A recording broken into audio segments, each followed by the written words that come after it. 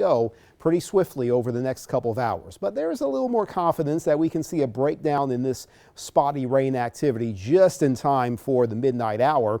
But the clouds are likely going to stick around, and we'll have more unsettledness coming our way through your New Year's Day and beyond. It does appear as if we could be a little more selective in which areas encounter some storminess for tomorrow. If you're in our eastern areas, you may not get much of anything tomorrow. In fact, you could even squeeze out a little more sunshine.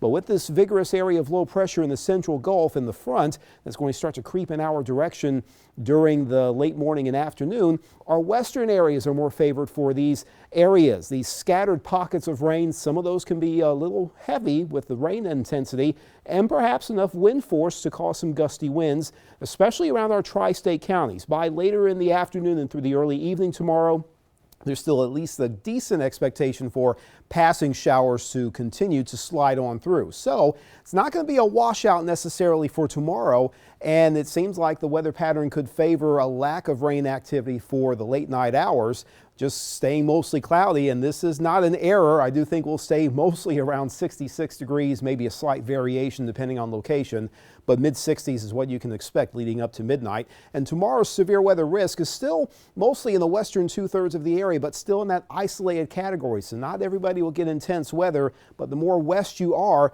the more likely you can have at least maybe one or two occurrences of gustier winds. I think the main concern for our area will be on Saturday when it comes to the rain. There's going to be a pretty good amount of rain that stays around and perhaps moves over similar areas throughout Saturday. So that could add to a few inches and maybe cause a bit of local flooding.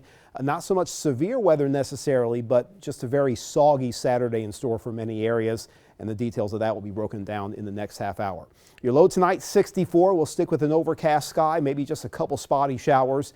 And as mentioned, tomorrow, mild with periods of scattered rain and storms, especially in the western two-thirds. Saturday, a couple storms around, but mostly times of steady rain that can accumulate. And then finally by Sunday, a drier trend, but temperatures start to fall after a second front pushes through.